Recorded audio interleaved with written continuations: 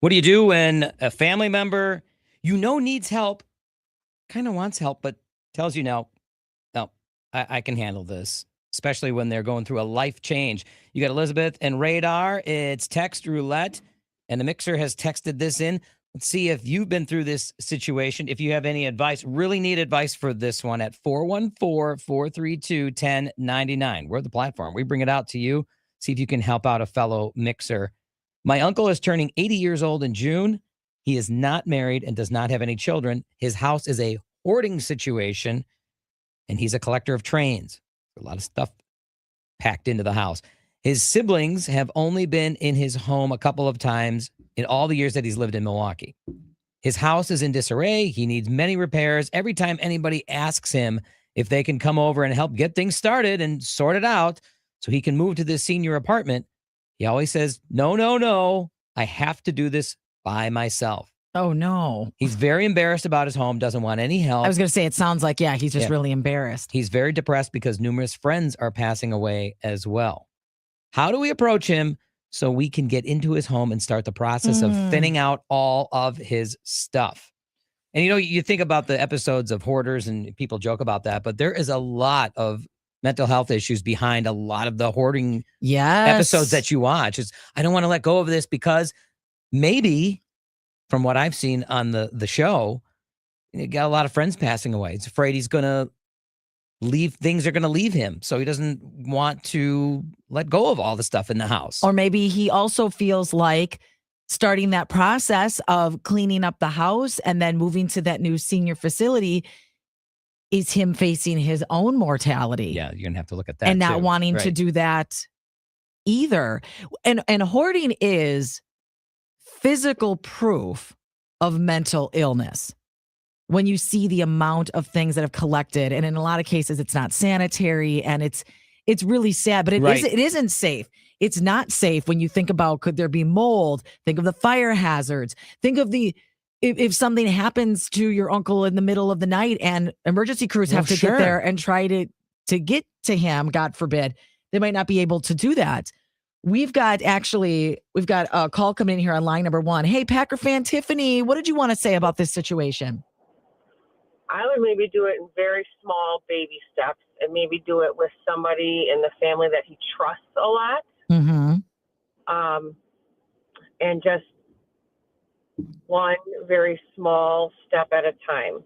Baby steps. Get rid of a few things. Show here and up there. with a small shoebox and say, okay, we're going to start here on this shelf. Right. Yeah. I was going to say this little corner, whatever you got here. Yeah. Have you ever dealt with anyone in your life that has hoarding tendencies, or they just hang on to too much stuff? Yeah, sort of. And what do you do? What'd you do about it? Yeah. Kind of the same thing. Just be like, okay, we're going to start here. This is going to be the box for stuff that we're not going to keep.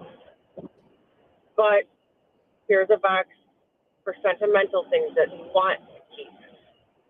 And, be like, it's okay if you want to keep something, but we have to get rid of something. That's a good way to put it. Like, okay, little by little. Let's start with a few things. Maybe he could go through with that family member before you even throw everything away and say, what do you think about this one? Can we sell this one? As a mixer has texted into the Siding Unlimited some of this text line. Yeah. Could you approach it as, we don't want to sell, just want to sell some of your trains and make you some money, maybe for the senior living. Yeah. Or donate it to, they have the train. Yeah, you could donate. Train auctions or something. Yeah, donate them. Sure. Well, and it's, I think, also about giving him his power back and reminding this mixer, reminding their uncle that, these are your items and no one wants to take your items away. We want you to be able to decide what stays, what goes. There's other family members. Maybe there's things that can go to other people. I mean, this is clearly a really, really emotional time, but maybe it also is time to bring in professional help too, because it sounds like he's slightly depressed.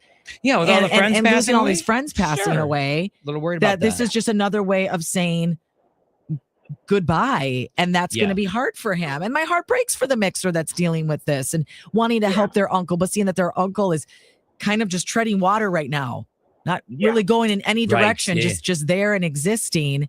And that I'm sure is a really lonely feeling too.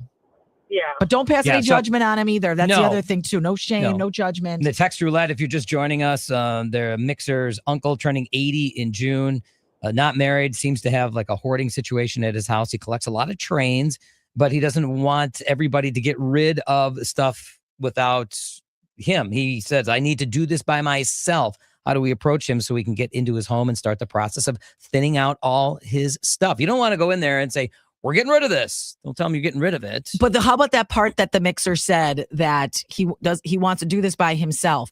I think it's just supporting him in doing that. Hey, we know you want to go through this. Can I help you with it? I'll carry the heavy stuff. I'll carry the garbage bag. You point out and do stuff. You do it, but we're going to be right there with you. Yeah. And maybe that'll be a way to try to broach that conversation without it coming across as judgmental or offensive or too pushy. And hugs to you with what your uncle's dealing with, because clearly you care and you're trying to help him make that next transition into this next stage of life. And I can't even imagine what that would be like. I can't imagine to have to say goodbye to your home. You've said goodbye to friends. You've lost people. There's a lot of layers to all of this that he's dealing with right now. And we hope that this conversation can bring you a little bit of comfort and maybe some advice on what to do with next steps.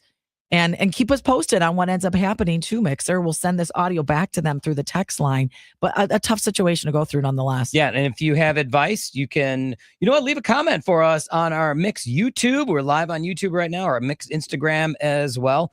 Text in 414-432-1099, or even call us at that same number again for Text Roulette, 414-432-1099.